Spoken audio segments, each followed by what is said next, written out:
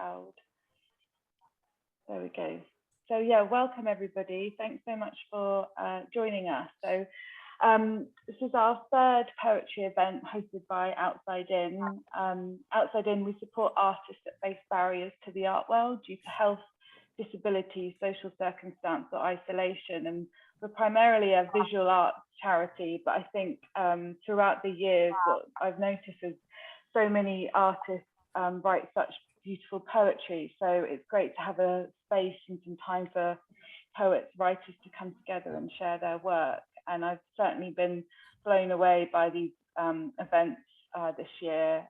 It's been wonderful. So today, this event will be chaired by Brian Gibson. So I'll shortly pass over to him. We should finish by 7 p.m. today, and we have 4 artists presenting their poetry. If there's any issues or text things that you need to message me about, just message me directly, and I will get that sorted. So I'm going to share my screen.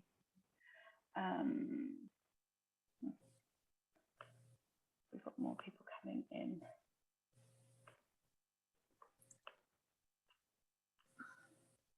Here we go. So slideshow. Okay, so Brian, I'm going to hand over to you now. Okay, thanks very much, Hannah. Brian, that's all right. Thanks so much. Right, happy 1st of October.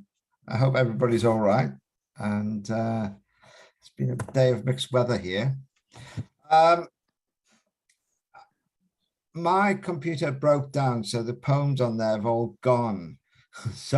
Or I can't find them at the minute. So what I'm going to read is I'm going to read one of my favorite poems, which is by somebody called Thomas Hood.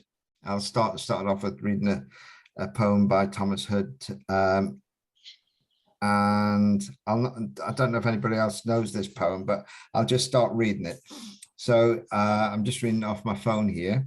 So it starts: no sun, no moon, no morn, no noon, no dawn, no dusk, no proper time of day, no sky, no earthly view, no distance looking blue, no road, no street, no t'other side the way, no end to any row, no indications where the crescents go, no top of any steeple, no recognitions of familiar people, no courtesies for showing them, no knowing them, no traveling at all, no locomotion, no inkling of the way, no notion, no go by land or ocean, no mail, no post, no news from any foreign coast, no park, no ring, no afternoon gentility, no company, no nobility, no warmth, no cheerfulness, no healthful ease, no comfortable feel in any member, no shade, no shine, no butterflies, no bees, no fruits, no flowers, no leaves, no birds. November. So the last word is November. So I just like how that you've always got that no, and then at the end it comes up with November at the end, which is you know, on its way. But it's sometimes good to sort of acknowledge those things. It was written, what was it, about 1840s, I think, or 1830s. So it was written in London when it was all, you know, you just had like those pea soupers and the fogs and things like that. So, you know, it must have been very dark and dismal then. So hopefully this November won't be as dark. Okay, so the first person we have reading poems today is Eva Marschan Hayes. Is that right? Hello, yep. Eva. Hiya, nice to see you again. How are you? I'm all right, thank you. How are you? I'm good, yeah, nice and busy. So, yeah. So what poems have you got for us today then?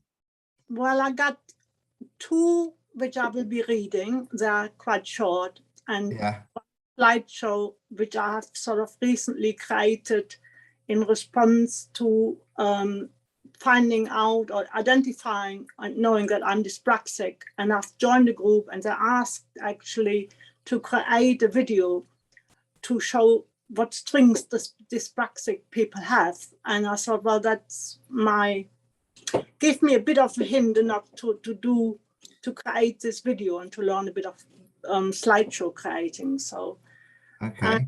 Yeah, so it's a poem, but it's sort of a poem, and it's with images. I always work image and words. They always flow for me together.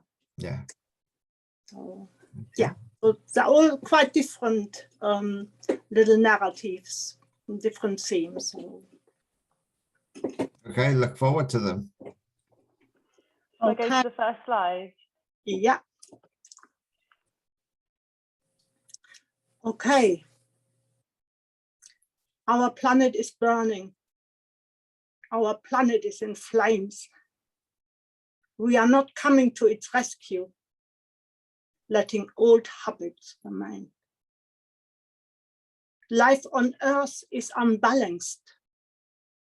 Too many creatures are in pain. So long we ignore their voices. Our mission to rescue our planet will be nothing but in vain. Human species, we are put to shame. That's the first. And it was a response of all the news we've been hearing about the planet, but also my sort of own passion of looking after animals, not keeping them in big places. That is all connected. I mean, we are a big karma. What we do we do it all to ourselves, and it's coming back. And yeah, this is what it's about. All right. And the second one, this is. Okay, the second one. Let's go Yeah. to another one to myself. But the second one is a quite different one, and actually has been created after a mindful walk. And today, funny enough, like a coincidence, I found out that my shadow, the image and poem I've created, is going to be printed in a book with a collection on Jungian text and images in relation to this shadow. You know, Carl Gustav Jung, the shadow, and there is somebody curated this little book with several artists, international artists, and so it's going to be published in November already, and I'm getting a book of it, so I'm quite excited. And I'm starting off with a quote by Carl Gustav Jung. One does not become enlightened by imagining figures of light, but by making the darkness conscious. And this is a poem. An early evening on a late summer's day, walking through an English cemetery, pockets of light, shadows my photographic eyes see. And there, on the ivy, overgrown tree, a shadow of me. It grabs my attention. It looks like a he. I use my arms, my hands, and start to play. One of the figures emerged. It's here to stay. I created this image, and now it's over to you. What comes to mind? What do you see? Let the associations run wild. Feel free. Maybe a lurking man behind a tree, an angry ghost of a deceased who is not ready yet to leave, an escaped prisoner, a madman. Who else could it be? We project scary, mysterious, crazy figures onto the tree. Is it the other who we see? Or just mirroring what is within you and me? As a woman, I'm a little bit a man. I'm a little bit mad, a little bit sad, at times angry, at times scared. It is better understood when it's out in the open and shared. That's very good. It's really, really good. It's really nice, the words going with the image that you've got there. Yeah, thank you. Well, yeah, when did you take the photograph then? Did you take them at the same time? No, the photograph I've taken August 1 year ago. Okay. And it wasn't at the same time, but it was in the context of a sad event. I'm not going into that now. I need to talk to Hannah first, because something to do with outside in, actually, with somebody. Yeah. But anyway, the poem, the poem I've been writing after, there was a call for my shadow, Jungian shadow, and I'm a fan of Jungian anyway. I love Carl Gustav Jung. So I found that image, and then I started to. Yeah, it's a very grounding poem, isn't it? Yeah. It's it kind of just brings you back down to from that thing where you start going high, and then kind of just brings you back down to reality. I think I have sort of chosen the sort of two of the images have sort of like hands, don't they? The first one had hands that are burning, and this is the hands is moving. And I think I've chosen that to go sort of start off with something emotional and sort of grounding back. And you actually sensitively tuned well into that, saying it grounding. I like this grounding. Like trees are in the ground, deeply rooted, aren't they? That's right. Yes. Yeah. All right. Have you got a third poem? I have something which is already done, and I think Hannah is pressing the button now, and it's about being dyspraxic, and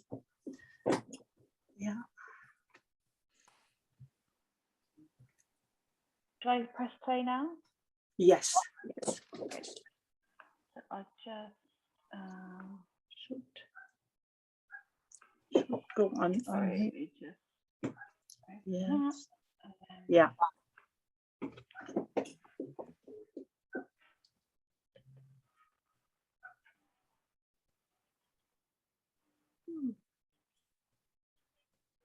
It's very quiet, isn't it? Oh. It has a voice usually. Can you hear it? I can't. Can you? I can hear it. I cannot. Hang on. There we go. Let me just try. Let's go back to the beginning again. I think I've just done it right. And let me know. So that might be. Born into a world which values economics over humanity, numbers and measurements over art. To cope, I found it very hard. Having been subjected to childhood trauma and born with invisible disabilities, I worked double hard to break myself free from expectations on how to conform, from expectations to adapt to the norm, to escape the experts who always decided what was best for me, to silence my brain. Medication, no high school education. I traveled over water to break the chain of going round in circles and this ongoing pain. On the other side, I found a kindred spirit to give my little flower space, to heal, to grow, to flow, to help the child within to feel secure. Patiently taught her balance and body coordination, proved the experts wrong, completed A-levels, helped with structure and organization, done a degree in law and criminology, on a scholarship, then finished with a PhD about the English judiciary. Then becoming a carer for my adult child. I had to be strong. I had to be a guide, to help her through dark tunnels to an independent life. The time was ripe. Within me, I felt the shift, to go back to my natural gifts as a creator of stories and photos and art, to offer my gifts to the community, the elderly, disabled and others who have it hard. Help them to have a voice with art and connect people with the heart.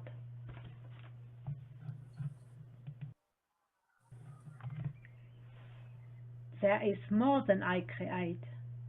I create my own world with my thoughts, imagination and heart. Life is full of abundance. It is a conscious, it is a spiritual path.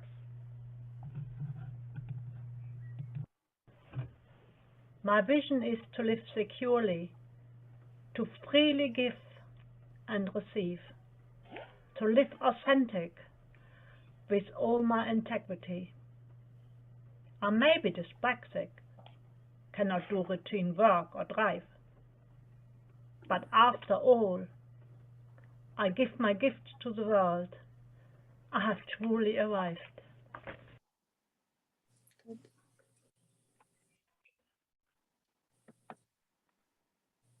Thank you.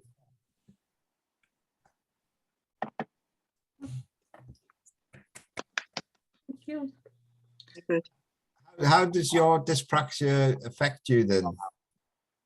Well, it used to affect me worst when I was younger and I didn't know about it. It used to affect left and right. I still got problems with left and right, with coordination when I played tennis, in my movement. But nowadays it's mainly being very overwhelmed. So when I go over a road, if I hear something, a car comes, I sort of don't know, or sometimes I lose orientation. There's a hospital which is around the corner. I went the wrong way the other day. I forgot where it was, for instance, or there are sort of small things, but the main thing, it shows really, I can't drive a car. I would be dangerous. I'm sometimes dangerous as a person walking. So Yeah, I'm just lucky living in a small little town and have a kick scooter, and it's very healthy actually for my legs. I don't envy people having a car. I love being in my body and feeling my body and don't have to use my mind. And yeah, good. So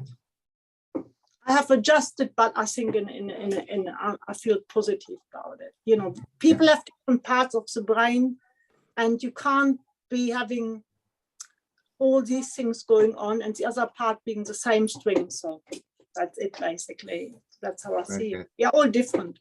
And it was good to have it on a YouTube video as well.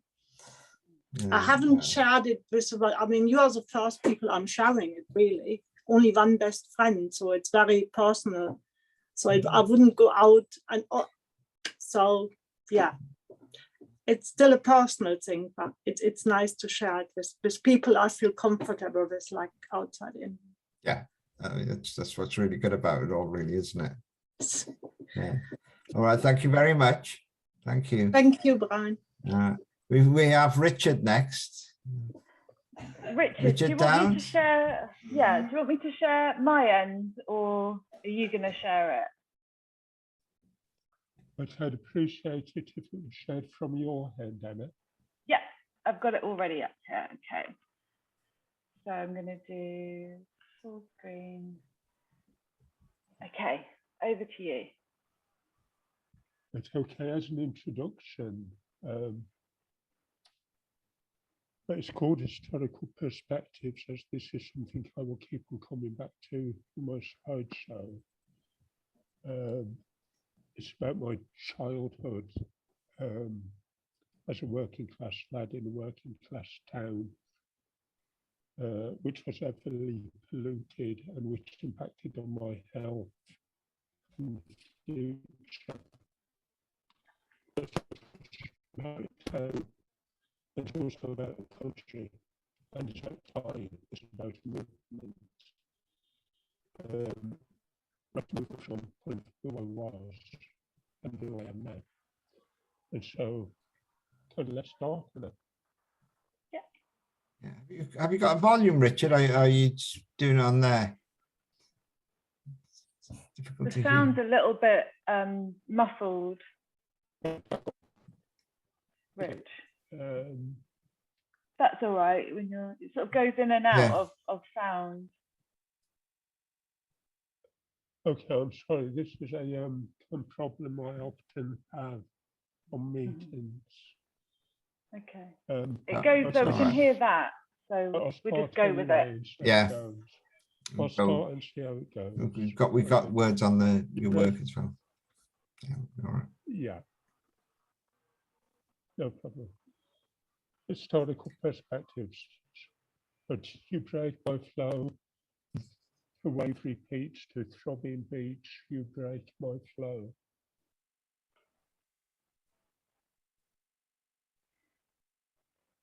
You and me are nuts eaten and thrown away, empty, vacant shells.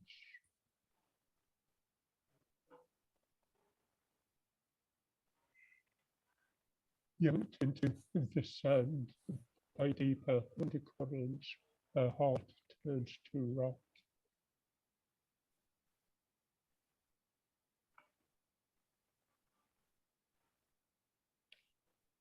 An historical perspective, aspirant, working class, still working.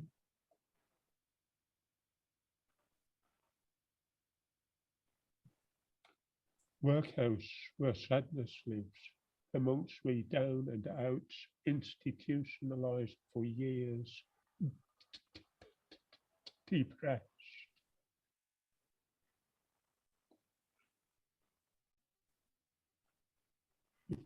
Really liked the gloom of long, darkened corridors, painted with this word, light.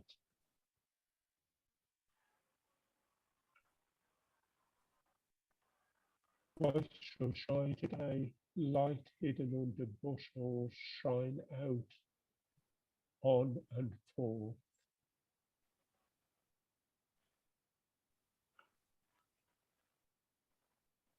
An historical perspective. Big horses drag coals along canals.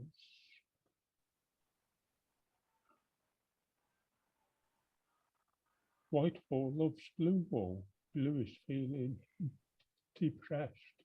Love turns blue to white.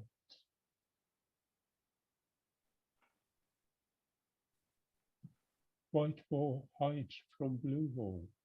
Bluewall doesn't care much.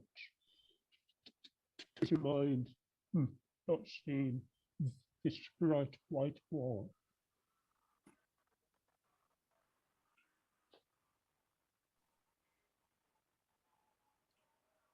But what was written on this page stayed on this page always. The ink, the word, deeper than blood. Love you.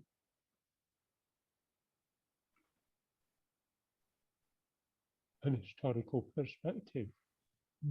Born into dirty, polluted town.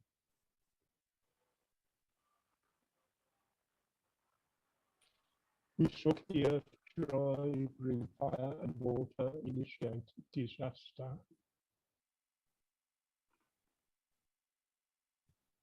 What becomes of us breathing in toxic landscapes? Can we find beauty?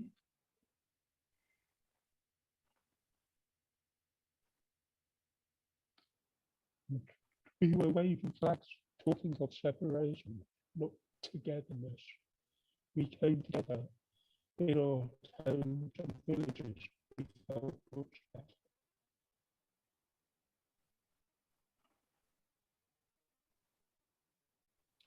And historical perspective, factories and foundries are burning men.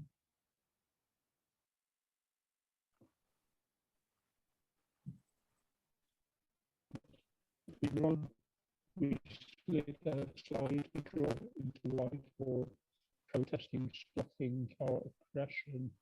Our skin reveals whiplashes, sin, the marks of survival. We slackers stroll into sunlight, new days.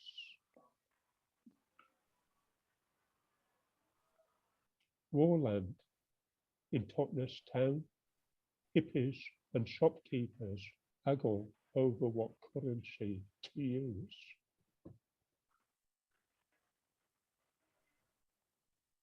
Turn it over to make more sense of it.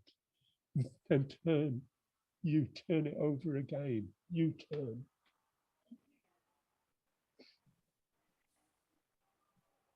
An historical perspective is all bomb sites, wasteland, slum housing.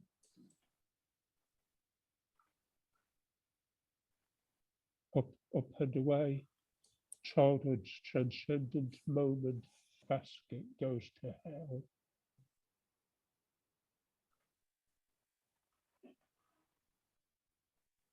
Upside down, you turn me round and around again. On a cold, wet night in Soho, it rains. Lights shine on grey paving, reflecting gas and oil. All rainbow coloured, these prisms bring joy. Your eye is enchanted, caught in love's sly magic. As you splash away in puddles, you find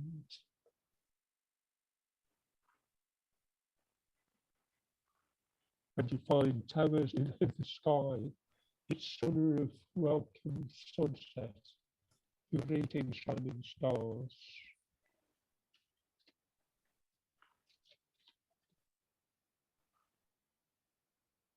An historical perspective. Life is living in a sideboard drawer.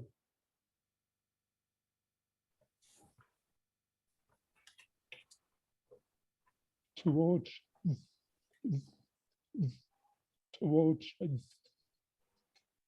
the ridgeway from West Kennet Longbarrow, nothing but wheat fields.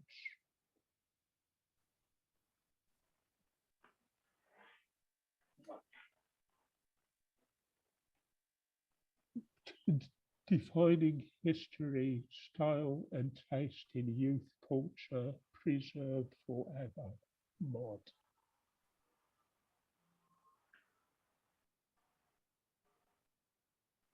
Tide flows over cockle beds up the estuary path, water submerging mud, vision sinking.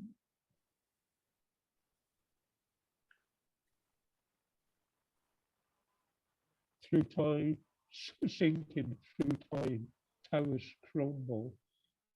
No edifice from nature's aging process, we fade. Beauty is forever. When appreciated, it is called into the mind's eye. See this.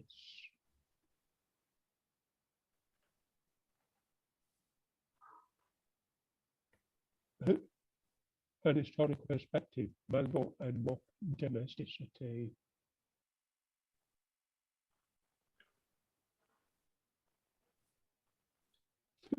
Through stained glass windows, an old English town, retaining its histories.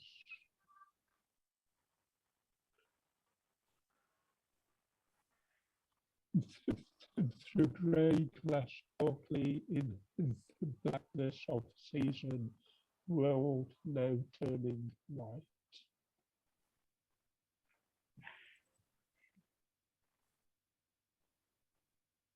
Looking through a dark mirror illuminated with light, I am still present.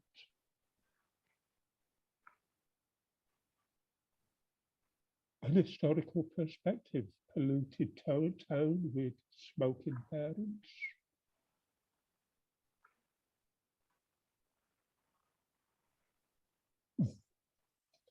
Dangerous scare with stairs on doors by nature reserves, steel tips do not chirp.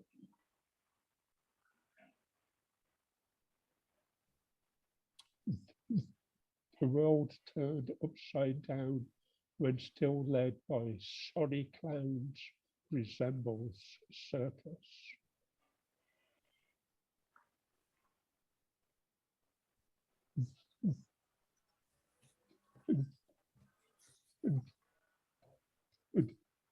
The storm winds wave flags from no particular place. Imagine countries free of boundaries, passports, where you and I chose to live.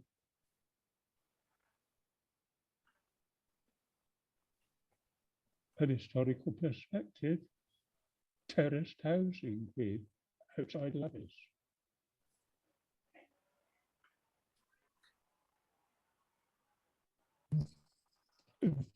The public rises detached capital letters interned in concrete.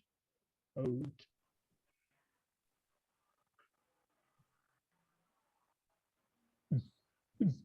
The sea tide slinks away, leaving shells and algae like crumbs from doing our dishes housework.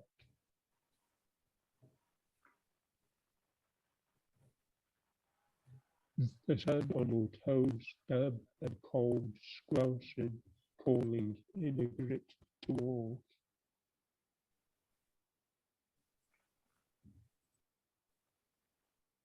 An historical perspective, the cooling towers belching cold smoke.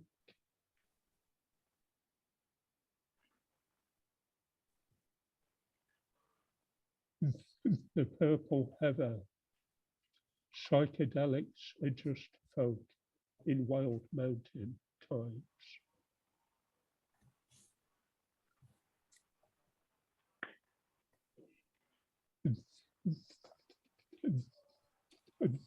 The present reflects ghost pass in two-tone movement, ever shape-shifting.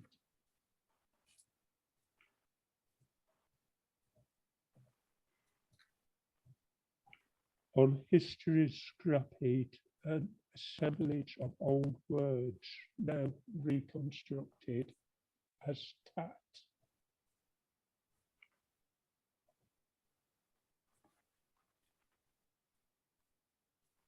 I think that's the last one, Rich. Yep, you made it. Great. Thanks for your help, Anna. Fantastic. No worries. Fantastic.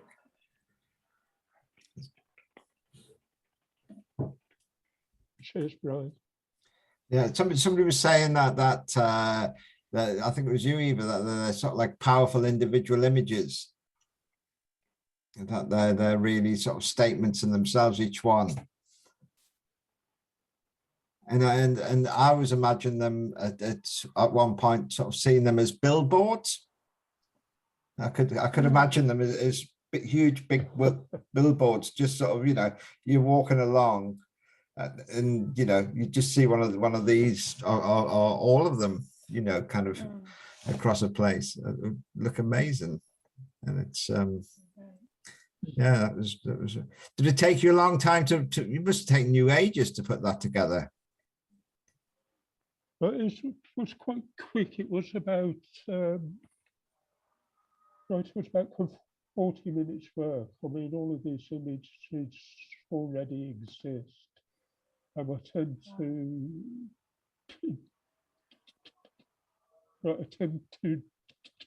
do 4 or 5 a week. Right, I like your comment about some kind of environmental installation. But in some ways it's where I already want to go. Yeah, I think that'd be really good. I think that'd be really good. And one of the questions by Sue was the practical thing about how you put words to pictures. Is that right, Sue? You there? Sorry, I was wondering how Eva I was wondering how Eva and Richard put the words on the pictures. Do they use a special graphics program, or is it photographed, or what? Right, okay, I start off with a digital photograph, which I manipulate. And then I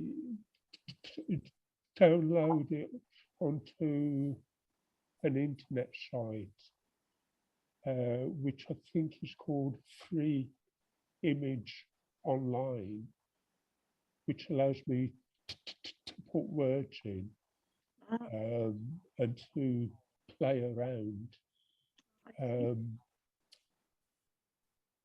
Right, I can confirm what it is called later, and I'll put it into.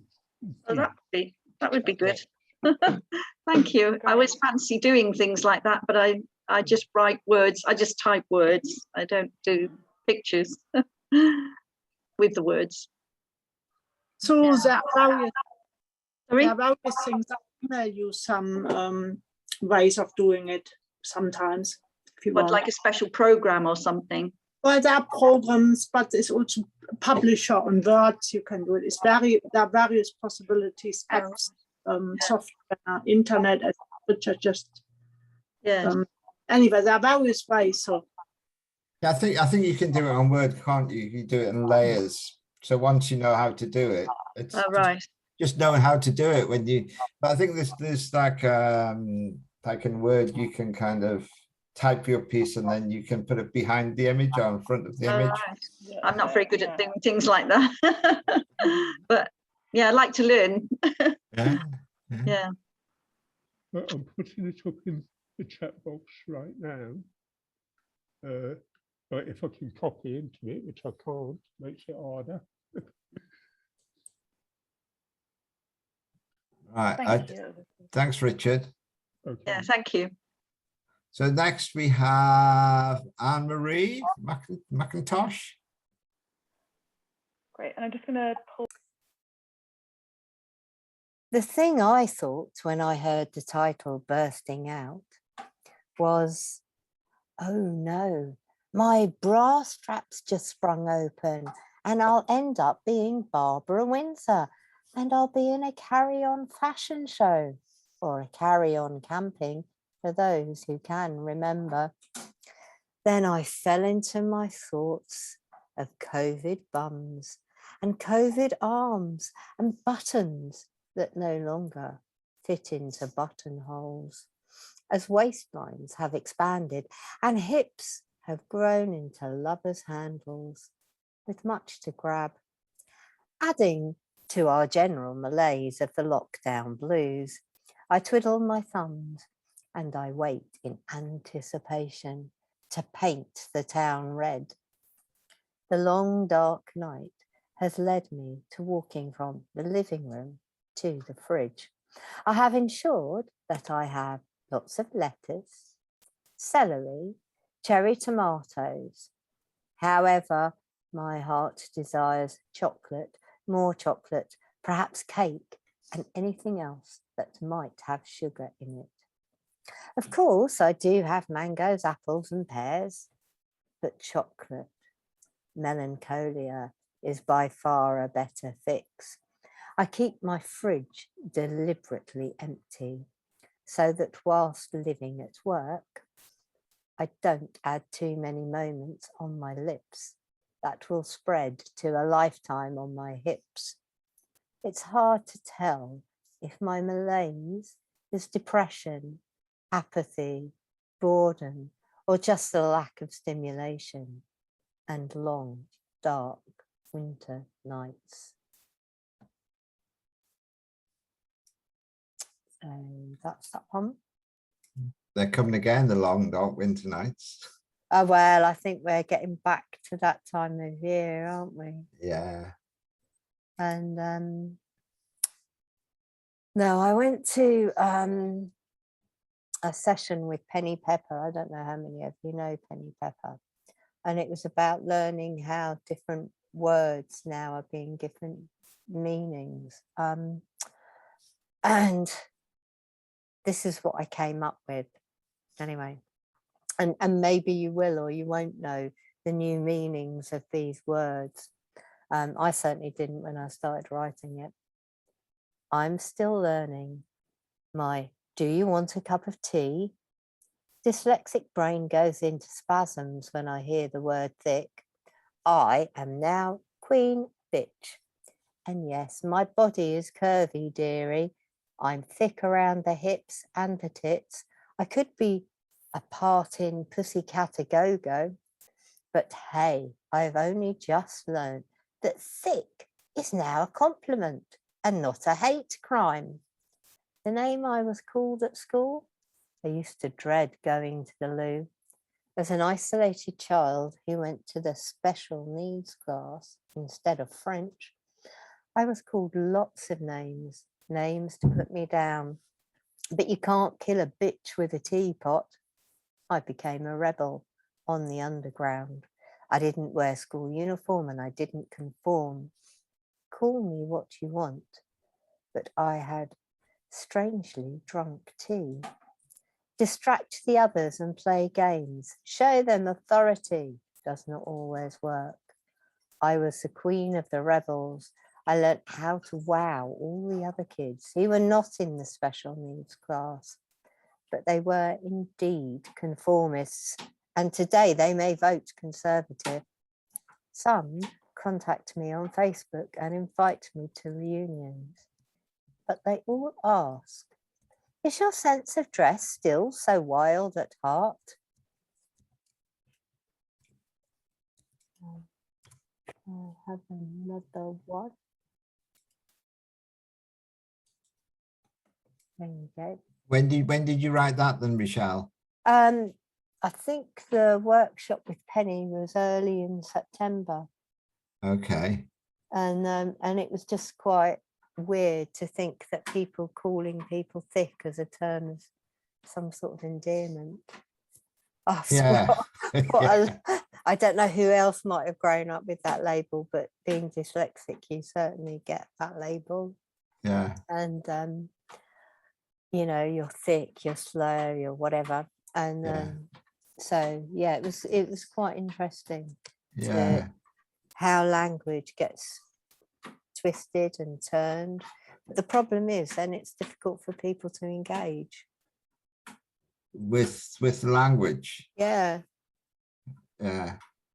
You weren't diagnosed being dyslexic then at school? I was in the special needs class for dyslexia. I got I had, when I went to secondary school, I had day release to college. All right. I had a whole day a week in FE college for special needs. Yeah. And in infant and junior school I was shifted out. So yeah, it was strange experience. Yeah, but you're writing now. Yeah, I've always written poetry, because one of the things they did because I couldn't speak very well when I was a kid, so they tried to get me to learn to recite poetry to slow down my speech.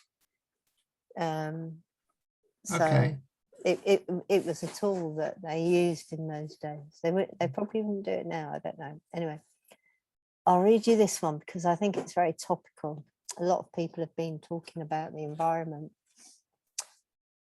It can't be just me. The nuclear power station is to blame. The coal stations are the same. Electricity and batteries need lithium. Not the same as the drug for bipolar, but this is the green agenda, the key component in rechargeable electric car batteries, heading for an industrial disaster of white oil, not cocaine. A green capitalist, waste not, want not. A wasteful manifesto selling green lies, creating unnecessary waste by not reusing or recycling.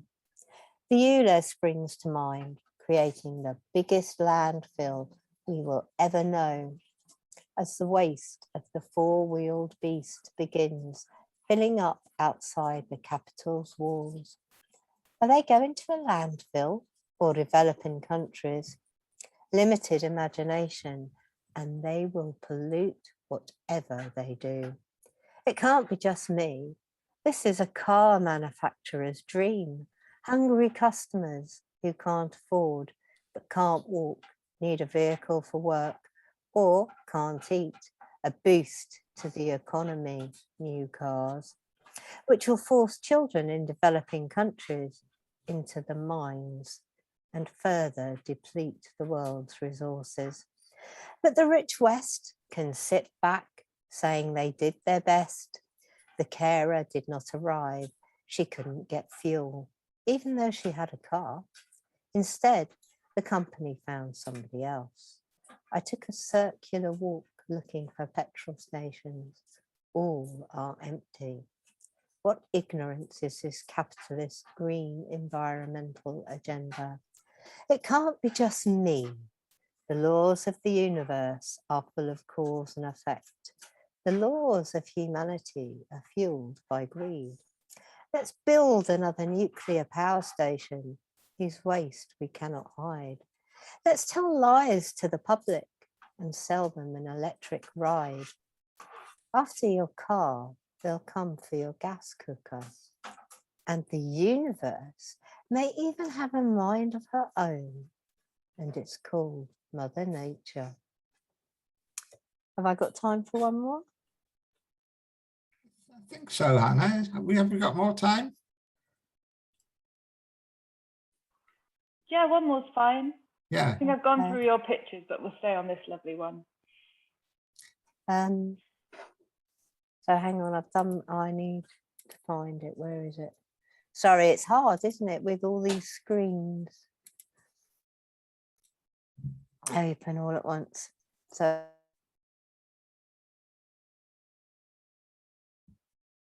one more time. My skin's still covering my bones. I'm neither young nor old. I stay up all night talking crap at parties. I wear the face mask and have a cold. People on public transport are sometimes all uncovered, especially on Saturday nights when they are scantily covered. Hen parties, boisterous youths screaming at the top of their voices, drinking from litre bottles of plonk on the train. It's not that I didn't do it. It's that when I did it, there was only pneumonia and flu and TB and the odd one or two invisible viruses on the loose. It seems that the vaccine has given some a sense of, not to me, I'm jabbed. Yes, I am, so I hope it means I can't get sick. But you can still get sick, just not so sick. That's it. Right. Thanks very much. The previous poem, when you're talking about the pollution and things, one of the big polluters are servers for the internet. They sort of like somebody pointed that out to me a while ago, was that you know, the internet is sort of pollutes, is a great contributor to global warming, because they like things for Amazon or whatever, they need such big coolers that the power required for them to keep them cool, and that is just astronomical. I know, and I was doing some reading, and actually the biggest polluter is not cars, it's actually construction. Right. And right. then next after construction is buildings. Right. Because every time you turn on the gas, it causes CO2 emissions.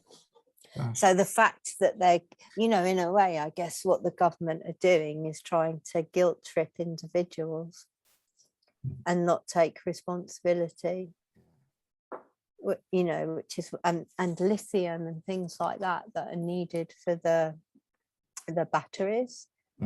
Will mean that they'll end up dredging up the whole of the seabed, because that's where they'll mine, because all we've got is probably 10 years worth of resources, and that will need mining on land. And And, you know, it's like, what do we do with the waste from a nuclear power station? We haven't even cracked that yet, have we? And I don't know about outside of London, but in London, lots of people have lost their cars because of the ULEZ. So there's cars, even if they're quite young and they're not being used much, have to be scrapped. Right. Well, I'll have to do what Eva does and just walk everywhere. get the scooter. yeah. It's thanks everybody for the poems. That was fantastic. That was really amazing. And it's kind of like, you know, I want another session to happen tomorrow. Yeah. You know, it's kind of yeah, it's just great. It's just So good. I'm lost for words. It was really Mm. I've got one poem which my dad taught me, that hopefully I can remember. So it's not it's just a word poem. It's he passed it on like orally, sort of, but I'm from Newcastle, and so nobody will be able to understand this, but it's I'll try if I can remember it. Let's have a,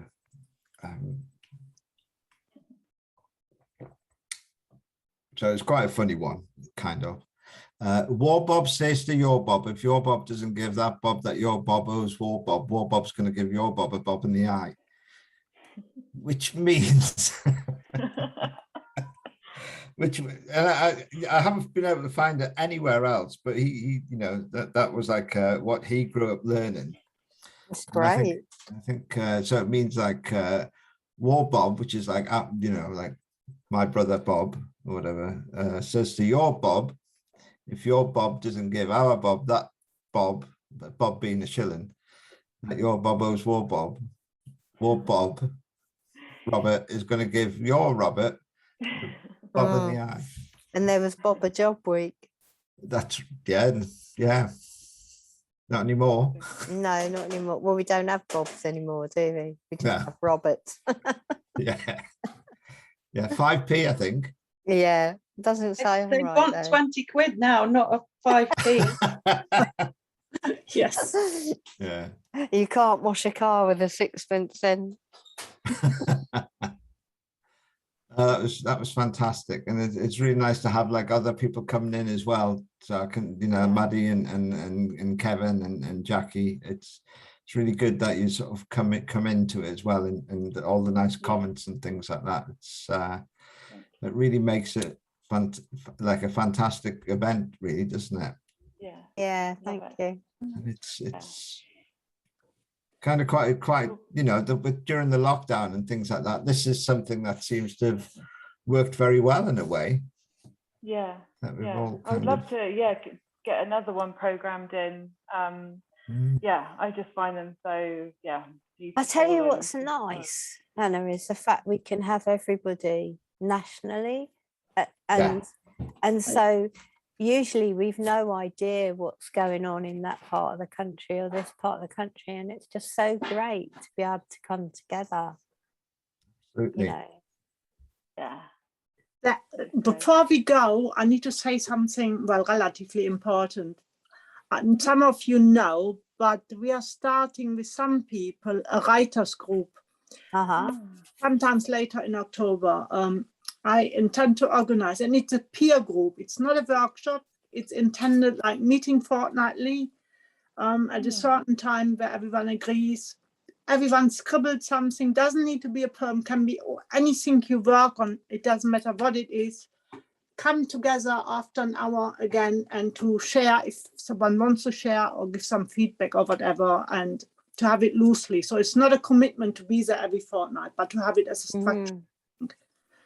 And how would we tell you we were interested? If we were interested, would we get Hannah to give you our email? That would be the best way, via Hannah. And if Hannah, I lost a couple of people I wanted to get on, and who also might be interested to, if you could announce it again, because with the group I had before, there are a few people from outside in, a few people I know locally who are interested. But they said October is a better time. So I'll email everybody that's attended these sessions with your details. Is that right? Yeah.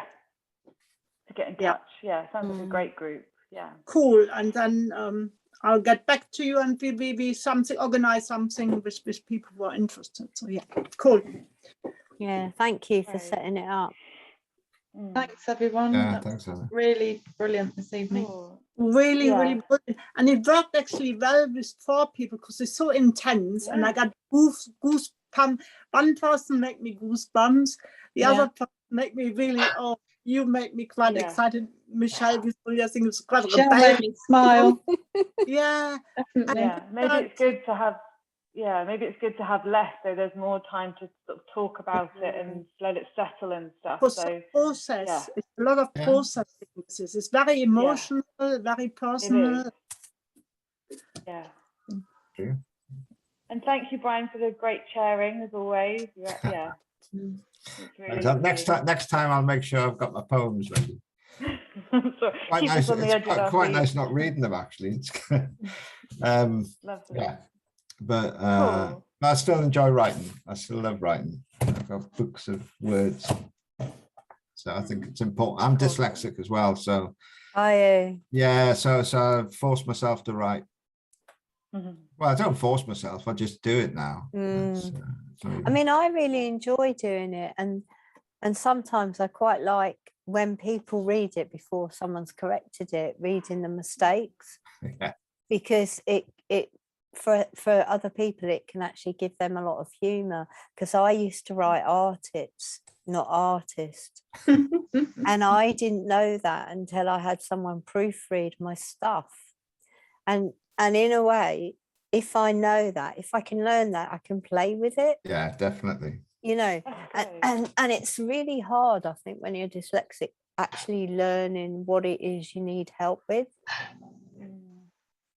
Yeah, I didn't know until I was 40. Oh my gosh, how did you cope? Badly. Well, you know, just I don't know. I mean, I used to really enjoy writing letters to friends when people used to write letters. So, and you know, people didn't complain about what I was writing about. So yeah, I mean, I suppose because like when I was 9, I still couldn't read. Right. So that's when I was diagnosed, and then I was put in like special classes to learn to read. So I learned to read on a system called Blackwell system. And you kind of learn 4 words at a time. And I used to have a thing that cut out a hole in a blank piece of paper to put on the page. Yeah. So that I could read word by word. You know, it was quite, so I missed out on comics and stuff, you know, but yeah. And it's only as you get older you can actually see, well, this is different. You know, and I suppose that's the same with people with all sorts of sort of different impairments. World's a different place. It's not just one perspective, is it? No. Why these things are good. Exactly. Yeah. Well, great. Thank you, everybody. That was wonderful. I'm going to start sharing.